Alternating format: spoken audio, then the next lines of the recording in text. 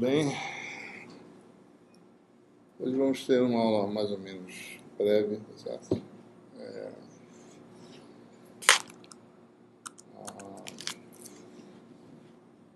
Vou falar sobre polarização de onda, né?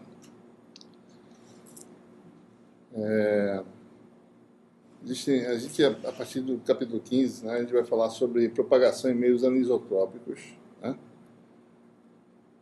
Vai falar sobre noções de birrefringência, certo? E mais adiante ele vai falar também sobre propagações em meios... falar sobre rotação de Faraday também, que é um efeito interessante em materiais submetidos a um campo magnético, né? E você vai lidar essencialmente com o estado de polarização da onda eletromagnética, né? Tem muitos dispositivos, muitos sistemas que medem propriedades ópticas de materiais baseados simplesmente na medição do estado de polarização, né?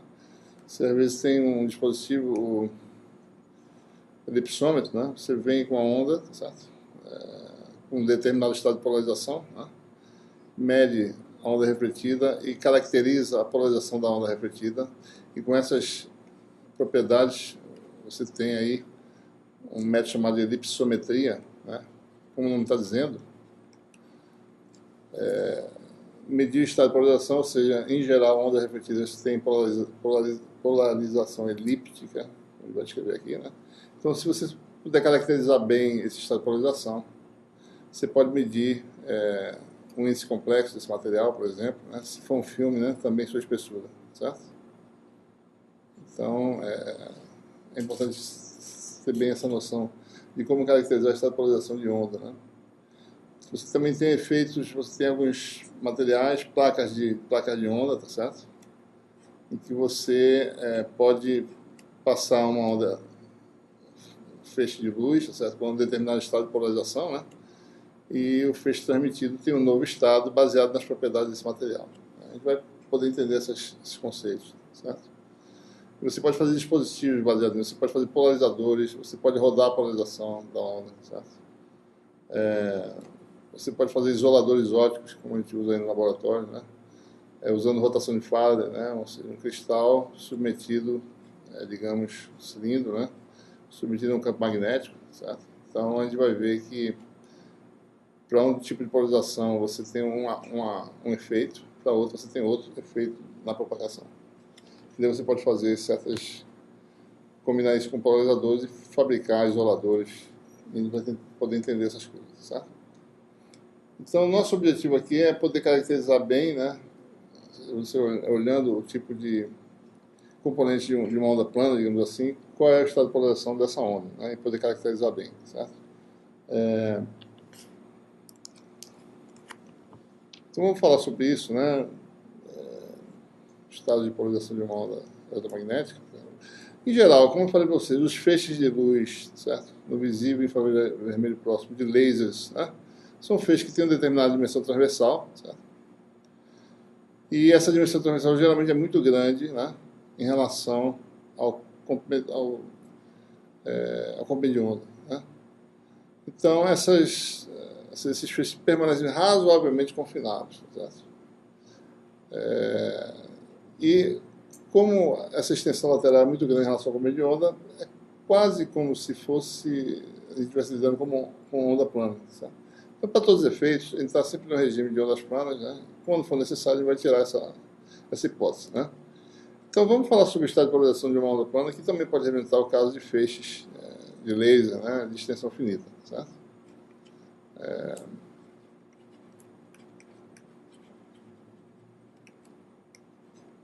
O objetivo dessa aula de hoje é só esse, né? Ver como a gente caracteriza o estado de polarização, certo?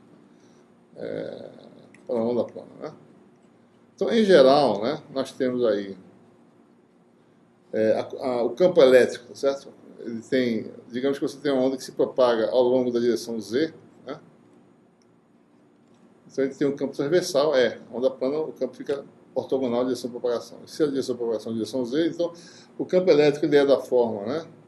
Eu vou agora simplificar a notação, certo? Vou colocar aqui só, como os campos estão sempre no plano XY, certo? Isso é assim no caso, né? XY, né? Porque Z está para cá, né? Sistema cíclico, certo? XYZ, né? Então, como os campos estão sempre no plano XY, eu só vou representar a parte vetorial do campo no plano XY dessa forma, né? É X é Y, certo? Um sistema de coordenadas cartesianas, né? E você tem exponencial menos JKZ. Se você está no meio de relação N, né? Meio isotrópico, por enquanto, certo? Então, o nosso K é, digamos, na ausência de efeitos magnéticos aí, certo? Só efeitos elétricos, né? N vezes K0, né? Meio não absorvedor, tá certo? Vamos agora voltar ao meio convencional transparente, certo? Então esse aqui é o número real, né? Certo? Então, essas componentes em geral são complexas, tá certo? Tá? Então eu posso sempre representar esses números dessa forma, né? É X, uma amplitude real, tá certo? E uma fase, né? Chamada de Δ1, no caso. E é Y, tá certo? Igual a 1 é 2, né? Δ2, certo? A relação entre amplitudes e fases é que vai determinar o estado de polarização da onda, certo? Como a gente vai ver nessa aula, né? Só para dar uma ideia, o que é o campo físico, né? Ou seja, o campo elétrico tem a componente X e Y, a componente X oscila, tá certo? No tempo e no espaço, né? De acordo com essa relação. É X, campo físico, né? Lembrando, né? Parte real do fasor é X, J ômega T, né? Se eu jogar essa expressão aqui, E1 é real, certo? Isso aqui vai dar X, E1, né? Vai ser cosseno, tá certo? Aqui falta também esse fator, né? Se eu jogar isso, né, vezes, esqueci aqui, né? Exponencial de J menos JKZ, né? Vai aparecer esse argumento complexo, mais esse outro, que é o Δ1.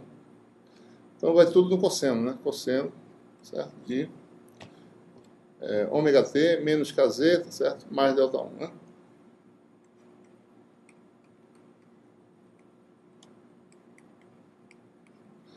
Da mesma forma, né? O meu é Y, tá certo? Seria algo assim, né? É 2, tá certo? Cosseno de ômega T menos KZ mais Δ2, né? Certo? Então, a partir dessas conexões que a gente pode analisar mais ou menos o estado de polarização em algumas situações. Vou começar, por exemplo, suponha que você tenha, como é que a gente pode gerar o caso de ondas ditas linearmente, vou botar só a sigla aqui, polarizadas, né? Certo? O plano de polarização é fixo, certo? O estado de polarização é fixo, não muda no espaço, certo? Ora, se eu tiver, então, dadas essas duas expressões, né? Se eu tiver Δ1 é 1 igual a 2, certo? Aliás, desculpe. Δ1 igual a Δ2, né? Igual a um número fixo, certo? Ambas têm a mesma defasagem em relação à referência, certo? Então, se você fizer a razão dos dois, né, é Y sobre x, os campos que oscilam no tempo e no espaço, né? A razão dos dois vai dar essa função aqui e ela vai embora, certo? Então, a parte funcional desaparece. Y sobre x é igual a E2 sobre A1. Esses são números fixos, tá certo? Parâmetros fixos em volts por metro, né? Então, essa razão é constante, certo? Em todos os pontos de espaço, em todos os instantes de tempo, né?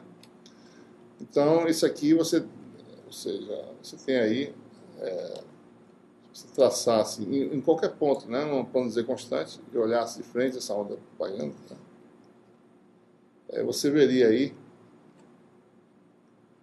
que a onda oscila, tá certo? Nesse plano, né? Certo? Que forma um ângulo alfa, que é a tangente, né? Que é 2 sobre A1, certo?